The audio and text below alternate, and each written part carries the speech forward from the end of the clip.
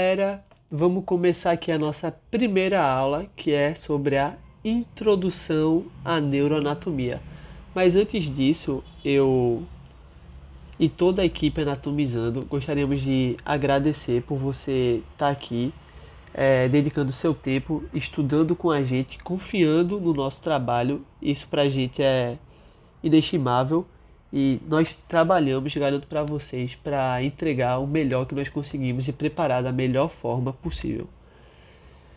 E além disso, falar que todo o nosso curso, tudo, as questões, as peças práticas, os slides, as aulas, tudo é pensado para chegar na prova de Alex e vocês responderem da melhor forma possível. Tudo foi pensado para a prova de Alex. E por que eu estou falando isso desde já? A gente vai falar da introdução. E todo mundo sabe que a introdução de qualquer tema é a parte mais enfadonha, a parte mais chata. Aqui não vai ser diferente. E muitas vezes, eu tenho certeza que acontece com muitas pessoas, a introdução é negligenciada.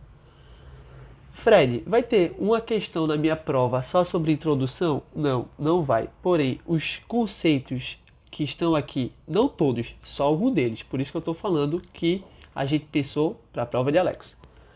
Os conceitos que estão aqui vão aparecer na sua prova. E se você não tiver com ele bem fixado na sua cabeça, talvez você perca uma questão que você, com 5 minutos a mais de dedicação, uma lidinha rápida, você conseguir acertar. Eu já vi isso acontecer muitas vezes nesses mais de 3 anos que eu estou dando monitoria. Então a gente vai privilegiar aqui nessa aula, principalmente o que cai, já caiu e eu asseguro, vai cair na sua prova. Ok? E tem outras coisas aqui que a gente vai falar só para ter a consciência limpa. Mas é importante? Não, nunca foi. Então, ó, primeiro, para a gente saber onde a gente está se metendo, ó. Neuroanatomia, eu estou falando de sistema nervoso. E você vai descobrir agora que o sistema nervoso é subdividido em dois: sistema nervoso central e o meu sistema nervoso periférico. Desse sistema nervoso periférico, basicamente o que a gente vai abordar, a gente não vai detalhar nada, só vai dar um norte do que a gente vai ver no curso. No sistema nervoso periférico, a gente vai ter que ver esses nervinhos aqui, os 12 pares de nervos cranianos, que você já viu em semiologia e já viu também um pouquinho em anatomia 1. Aqui a gente vai fundo neles. E além disso, nós vamos conhecer os 31 pares de nervos raquidianos, que a gente chama aqui muitas vezes de nervos espinhais, ok? Esse agora é novidade. O sistema nervoso periférico são os nervos, os 12 pares de cranianos e os 31 pares de nervos espinhais. E o que a gente vai realmente ver aqui no nosso curso e nas aulas de Alex vai ser isso aqui: o sistema nervoso central. A gente vai abordar cada um desses componentes, mas só para vocês saberem, sistema nervoso central ele é constituído pela minha medula espinhal e pelo meu encéfalo. O encéfalo que vai ser subdividido em tronco encefálico, e o tronco ele é formado por 3 estruturazinhas: o bulbo, que fica mais embaixo, a ponte, que fica no meio, e o mesencéfalo, que fica mais acima. Não esquente com os nomes, você vai aprender isso por osmose, eu garanto, porque tudo isso é tópico de uma aula aqui da gente. Além disso, vamos ver também o cerebelo e nós vamos ver o cérebro. O cérebro, com certeza você já ouviu falar, mas acredito que você não sabia que ele é subdividido em dois. Ele é subdividido em telencéfalo e também em diencéfalo. Então, basicamente, o que a gente vai abordar aqui, sistema nervoso central. O sistema nervoso central nada mais é do que as estruturas do sistema nervoso que estão no meu esqueleto axial. Lembra lá de anatomia 1? E o sistema nervoso periférico estão no meu sistema nervoso apendicular. Ok? Aí, para tornar mais palpável para vocês, ó, o que a gente vai abordar nas próximas aulas vai ser isso aqui: medula espinhal, o tronco encefálico, que é subdividido em bulbo, ponte e o mesencéfalo. A gente vai ver também cerebelo e o telencéfalo, que é o que todo mundo conhece quando fala de sistema nervoso central. E agora eu acho que essa é a novidade para vocês. A gente também vai abordar o diencéfalo. Tranquilo? Não esquentem com os nomes, vamos aprender eles por osmose. Então, agora entrando mais na introdução, sistema nervoso não tem como fugir da sua unidade morfofuncional, que é o neurônio. Só saber isso, o sistema nervoso só ocorre, só funciona graças a ele, o neurônio. E o neurônio é subdividido em corpo celular, os dendritos que saem e o axônio, que é toda essa estrutura compridinha aqui, ok? Vocês vão ver isso melhor em fisiologia, tenho plena ciência disso, Alex geralmente nunca cobra.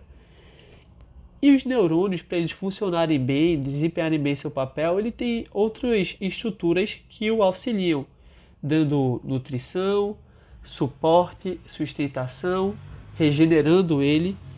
E essas estruturas são chamadas de células da glia, ok? São os ajudantes do neurônio.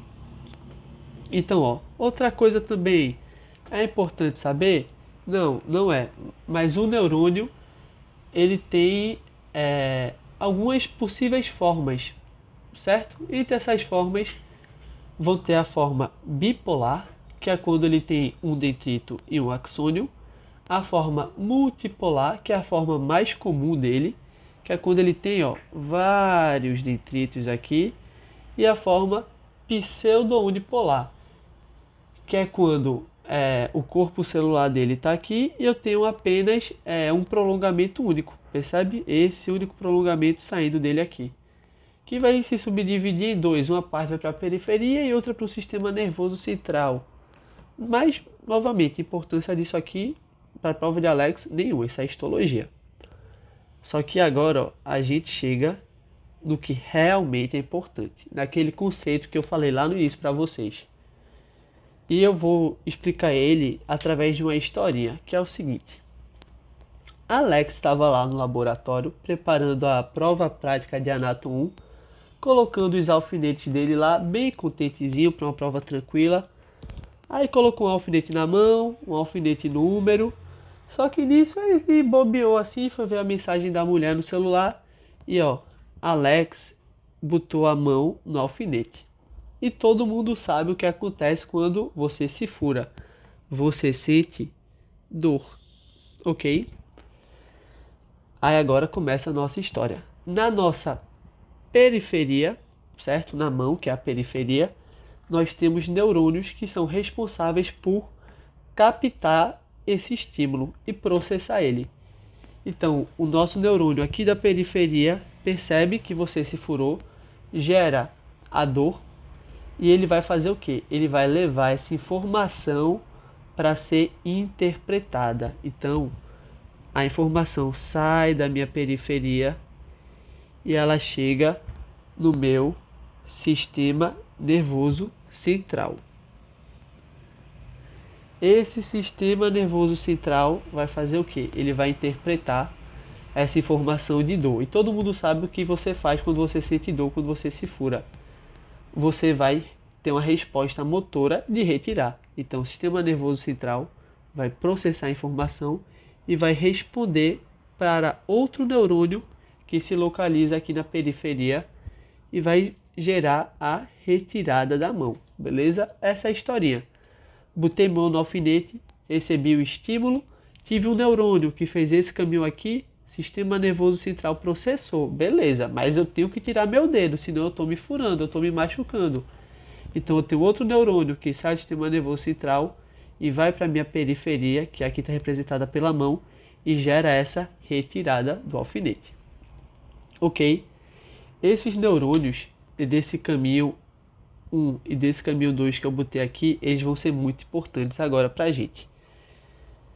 Esse 1, a gente está falando de uma resposta de dor, concorda comigo? A gente está falando de uma resposta sensorial. A gente está falando da captação do estímulo. E perceba, essa resposta sensorial, ela fez uma aferência. O que é aferência? É aferir, é subir. Percebeu? Ela levou para o meu sistema nervoso central. Então, toda vez que Alex falar de uma informação sensorial, grave isso. Ele está falando de uma informação aferente. Isso é extremamente importante. E o outro, esse nosso 2 aqui, a gente vai estar falando de quê? Concorda que eu retirei minha mão, então a gente está falando de uma resposta motora. A gente está falando de uma ação, de uma execução. Informação saindo do centro e chegando na periferia. A gente está falando de uma resposta. Se eu estou falando de motor, eu estou falando de uma informação que foi eferente. E esse aqui é o conceito que você não pode ir para a prova sem saber. Que sensorial aferente vai da periferia para o centro e motora é eferente. Vai do centro para a periferia, é a resposta. Isso vai estar na sua prova. Muitas vezes ele só troca aferente com eferente. É uma prova longa, é uma prova extensa. E às vezes você passa batido e você perde toda a questão porque só tinha isso de errado. Eu já vi acontecer inúmeras vezes. Ok? E eu já vi acontecer também a pessoa saber, só que na hora ela começa a se questionar. Será que eu estudei mesmo e tal? Será que é? Vem sempre aquela vozinha. Então tem esse conceito bem fixado. Sensorial aferente. Motora eferente. Sensorial captou o estímulo e vai ter que processar. Eferente leva esse estímulo para a periferia e gera minha resposta. Ok? Então vamos seguir aqui no curso. Chegando agora em alguns critérios que Alex vai falar e novamente botamos por ordem de importância. Para a prova, o único que a gente viu cair até agora, de fato, se atente a ele, os dois a gente só vai passar por cima, é esse critério aqui, o critério metamérico. Então vamos lá falar dele agora. Antes de falar desse critério metamérico, a gente vai ter que entender uma coisa, o que é substância cinzenta e o que é substância branca. Ambas vão ser compostas por neuroglia, ok? Então, as duas são compostas por neuroglia. A diferença que vai ter é que, se eu estou falando de substância branca, eu estou falando de fibras mielínicas. E se eu estou falando de substância cinzenta, eu estou falando de fibras amielínicas. Beleza? Tanto branca quanto cinzenta são constituídas por neuroglia. A diferença é que a branca são as fibras mielínicas e a cinzenta são as fibras amielínicas. E outra coisa, a cinzenta a gente vai lembrar aqui. C de cinza, C de corpo de neurônio. Ok? O corpo neuronal faz parte da substância cinzenta. Então ficou assim. Substância branca são as fibras mielínicas junto com neuroglia e substância cinzenta são as fibras amielínicas mais corpos de neurônios mais neuroglia. Tranquilo? Essa é a diferença entre elas. Isso aqui foi para a gente entender melhor o critério metamérico. O que esse critério vai me falar? Opa, ó, Alex deixou um alfinetezinho aqui. E sempre que você vê um slide com alfinetezinho, eu botei pensado, porque se tem alfinete é porque cai, é porque é importante para você saber. O critério metamérico vai me dizer o que é segmentar e o que é suprassegmentar.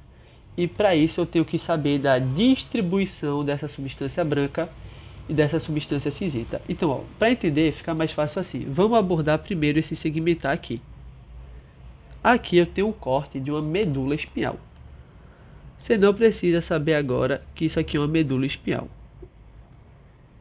E se a gente for analisar a disposição espacial da substância branca e da substância cinza, a gente vai ver que a branca está aqui na periferia e a substância cinza está aqui no centro. Sempre que acontecer de C de cinza, C de centro, eu estou falando que pelo critério metamérico é uma estrutura segmentar. Ok? Se você já entendeu que segmentar é cinza no centro e branca na periferia, você já entendeu que a suprassegmentar, pela própria foto deixa claro isso, é o contrário. Na suprassegmentar, eu tenho a cinza aqui, ó, na periferia, e eu tenho a branca no centro, ok? E onde é que eu vou encontrar essa suprassegmentar? Eu vou encontrar em duas regiões. No meu telencéfalo e também no cerebelo. Ok? O que você precisa saber de segmentar e suprassegmentar é só isso. Disposição da substância branca e da substância cinza. Se C de cinza, C de centro, branca periferia, segmentar. Se a cinza está ao redor e a branca está no centro, eu estou falando de suprassegmentar. E um macetezinho para você fixar mesmo, segmentar só pode ser medula espinhal, ok? Se você gravou que a medula é a única que é segmentar, você já também mata as questões, provavelmente. Então, ó, para mostrar aqui que o critério metamérico é de fato importante, caiu esse alfinete aqui, em 2024.1, período passado. Tá vendo aqui o pontinho? Alex chegou e furou aqui, ó. Tá vendo a cor? Cinza, cinza, cinza, e aqui é branco. A resposta do alfinete na prova prática nada mais era do que você escrever substância branca. Beleza? Mais fácil do que parece. E por ser muito fácil, muitas vezes as pessoas acabam errando porque não acreditam ou não estudaram. Seguindo aqui, outro critério. Critério embriológico. Ele fala que na minha vida intrauterina eu tinha essas divisões, prosencéfalo, mesencéfalo, rubencéfalo, e elas vão se desenvolver. O prosencéfalo gera o telencéfalo e diencéfalo. O mesencéfalo forma de fato mesencéfalo. Rubencéfalo forma metencéfalo e mielencéfalo. Já vi cair? Não, nunca vi. A única coisa que é relevante daqui, ser minimamente falada, é esse tubo neural. Porque esse tubo neural, conforme o embrião vai se desenvolvendo, ele vai gerar o canal central da medula, que é um acidente que a gente vai estudar melhor em medula espinhal. Mas para vocês saberem, o tubo neural gera o canal central da medula, e esse canal é formado por células ependimárias, que podem se proliferar e gerar um tumor, ok? Então o mais importante aqui é isso. Novamente, estamos por ordem de importância. O que a gente está abordando daqui para baixo não é tão importante vocês saberem. Outro critério é o critério funcional. Nunca vi cair também. Que subdivide em somático, ou de vida de relação, e visceral, vida vegetativa. Visceral, muito fácil. É só a gente lembrar de vísceras, que vai ser a questão do nosso sistema nervoso se conectar, integrar, controlar, responder as estruturas que fazem parte do nosso corpo. Ok? É basicamente isso. E o somático, ou vida de relação, diz respeito à nossa capacidade de receber estímulos do ambiente e se adaptar. Se você está vendo isso depois da aula, vai ser a historinha que a Alex fala que você chegou em casa um dia e faltou energia. E mesmo estando tudo escuro, você consegue andar na sua casa porque você tem noção espacial de onde estão os móveis, os objetos. E aí mesmo escuro você consegue andar não batendo tanto nas coisas. Isso se dá por conta da nossa vida de relação somática que se adapta ao meio ambiente. O macete aqui é V de visceral, V de vegetativa, V de vísceras. Beleza?